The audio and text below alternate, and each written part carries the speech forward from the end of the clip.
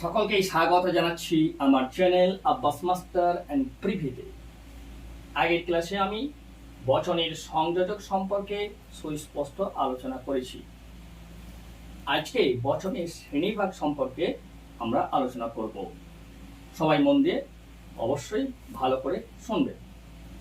বচনের শ্রেণীভাগ সাবেকি তথা প্রাচীন যুক্তিবিজ্ঞান অনুযায়ী বচনকে 7টি ভাগে ভাগ করা হয়েছে, যদিও কেউ কেউ 8 বা 9 ভাগ করেছে। 7টা ভাগের উল্লেখ আমরা স্পষ্টভাবে পাই।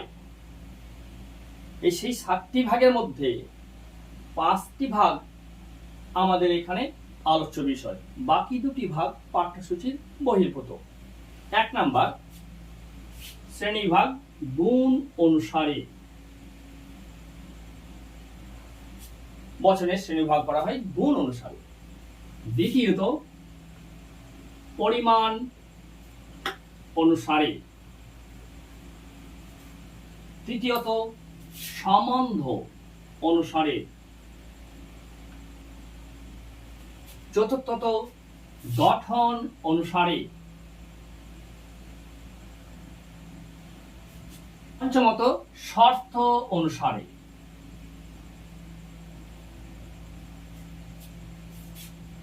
6 নাম্বার তাৎপর্য অনুসারে। 7 নাম্বার নিশ্চয়তা অনুসারে। এই 6 নম্বর এবং 7 নাম্বার শ্রেণীভাগ দুটি পাঠ্যসূচির বহির্ভূত। অতএব আমরা বচনের এই 5টি শ্রেণীভাগই আলোচনা করব। বচনের প্রথম ভাগ কি হলো? গুণ অনুসারে। এই গুণ অনুসারে বচন আবার 2 ধরনের। একটি হলো সদর্থক, অন্যটি হলো নঙ্গর্থক।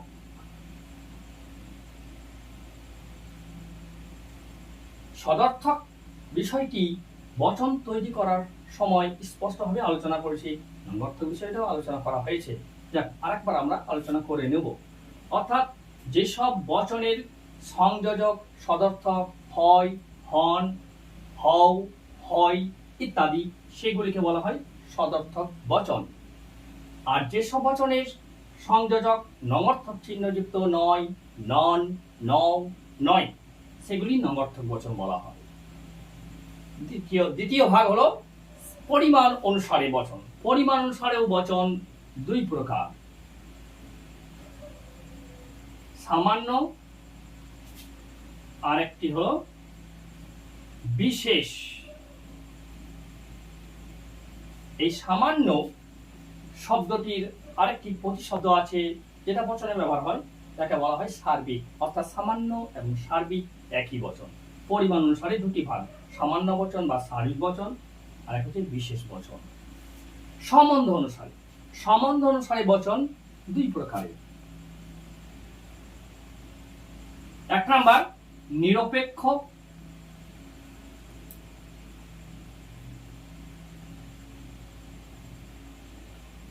2 নাম্বার সাপেক্ষ। তাহলে সম্বন্ধ অনুসারে বচন 2 প্রকার, নিরপেক্ষ বচন এবং সাপেক্ষ বচন। গঠন অনুসারে। গঠন অনুসারে বচন 2 প্রকার। 1 নাম্বার হচ্ছে সরল বচন, 2 নাম্বার হলো যৌগিক বচন। গঠন অনুসারে বচন 2 রকম, সরল এবং যৌগিক। শর্ত অনুসারে বচন 2 ধরনের। 1 নাম্বার প্রাকল্পিক, 2 নাম্বার বৈকল্পিক।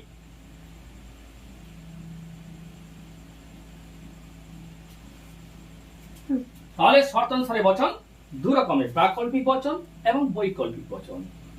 আমাদের বচনের শ্রেণীভাগের এই বিষয়গুলি আলোচনা করা হবে পরপর। আর সাধারণত ক্লাস 12-এর যুক্তিবিদ্যায় আলোচনাতে সদর্থক, নঙ্গর্থক, সামান্য, বিশেষ, নিরপেক্ষ, সাপেক্ষ, সরল, যৌগিক, প্রাকল্পিক, বৈকল্পিক এই বিষয়গুলি আলোচনা করতে হবে। তার মধ্যে খুবই গুরুত্বপূর্ণ হলো নিরপেক্ষ বচন। এই নিরপেক্ষ বচন থেকেই আমাদের যত সমস্ত লজিক্যালি ব্যাপার আছে সেইগুলি ক্লিয়ার হবে। আর নিরপেক্ষ বচন আলোচনা করতে গেলেই সেখানে সদর্থক, নঙ্গর্থক, সামান্য, বিশেষ সব বিষয়গুলি একসঙ্গে এসে পড়বে। যাই হোক, এখন আমরা তাহলে এই নিরপেক্ষ বচনের উপর বেশি গুরুত্ব দেবো, এবং নিরপেক্ষ বচনটা যদি আমরা ঠিক ক্লিয়ারভাবে করি তাহলে আমাদের এই যে গুণ অনুসারে শ্রেণীভাগ এবং পরিমাণ অনুসারে শ্রেণীভাগ, এই দুটি বিষয়ই নিরপেক্ষ বচনের শ্রেণীভাগের মধ্যে ঢুকে যাবে। এই প্রত্যেকটি শ্রেণীভাগ সম্পর্কে সংক্ষিপ্তভাবে একটু জেনে নেব। সামান্য বচন অর্থাৎ সার্বিক বচন, যে ক্ষেত্রে বচনের উদ্দেশ্য পদের সমগ্র অংশকে সূচিত করা হয় সেটা হলো সামান্য বা সার্বিক বচন। যেমন সকল মানুষ হয় মরণশীল, এখানে উদ্দেশ্য পদ মানুষ, এই মানুষের বিস্তার সবার সম্পর্কে বলা হয়েছে, তাই ওইটা হলো সামান্য বচন। বিশেষ বচন, যেখানে উদ্দেশ্য পদের বিস্তার আংশিক প্রকাশিত হয়, যেমন কোনো কোনো কমলা লেবু হয় টক, এই কমলা লেবু হলো উদ্দেশ্য পদ, এর আংশিক অর্থ প্রকাশ পেয়েছে, তাই এটি হলো বিশেষ বচন। নিরপেক্ষ বচন, যে বচনগুলো কোনো শর্তের উপর নির্ভর করে না, বা যে বচন করতে হলে কোনো শর্ত আরোপ করতে হয় না, এগুলোকে বলা হয় নিরপেক্ষ বচন। যেমন সকল মানুষ হয় মরণশীল, কোনো কোনো কাক হয় সাদা, ইত্যাদি। সাপেক্ষ বচন, যে বচন করতে হলে কোনো শর্ত আরোপিত হয়, অর্থাৎ শর্ত আরোপিত বচন হলো সাপেক্ষ বচন। যেমন যদি হেউমে কথা ঠিক হয় তাহলে টলেমি কথা ভুল, এখানে যদি আর তাহলে এই শর্তগুলো যুক্ত থাকবে। সরল বচন, যে বচনে একটি মাত্র অবধারণ ক্রিয়া থাকে। সরল বচনগুলো বলতে গেলে এক প্রকার এই সামান্য, বিশেষ বা নিরপেক্ষ বচনেরই অন্তর্ভুক্ত। যেমন বলা হবে গরু হয় চতুষ্পদী প্রাণী, বা গরু হয় তৃণভোজী প্রাণী, সরল বচন। যৌগিক বচনে একাধিক বা দুটি অবধারণ ক্রিয়া যুক্ত থাকে, যেমন সবিতা নাচবে এবং কবিতা গাইবে, এটি একটি যৌগিক বচন। প্রাকল্পিক বচন এবং বৈকল্পিক বচন, এই দুটি বচন সাপেক্ষ বচনেরই শ্রেণীভাগ। এই সাপেক্ষ বচন যেহেতু শর্ত নির্ভর বচন, তাই প্রাকল্পিক বচন এবং বৈকল্পিক বচন এরাও কিন্তু শর্ত নির্ভর। যদি মেঘ করে তাহলে বৃষ্টি হবে, এটা হলো প্রাকল্পিক বচন। লোকটি জীবিত অথবা মৃত, এটা হলো বৈকল্পিক বচন। তাহলে আমাদের প্রধান আলোচ্য বিষয় হলো নিরপেক্ষ বচন। এই নিরপেক্ষ বচন যদি আমরা সঠিকভাবে আলোচনা করিনি বা বুঝিনি, তাহলে আমাদের সদর্থক বিষয় স্পষ্টভাবে, নঙ্গর্থক বিষয় স্পষ্টভাবে, সামান্য বচন স্পষ্টভাবে, বিশেষ বচন স্পষ্টভাবে বুঝে নিতে পারবো। আলোচ্য বিষয় তাহলে প্রধান হচ্ছে নিরপেক্ষ বচন। এই নিরপেক্ষ বচন কাকে বলে?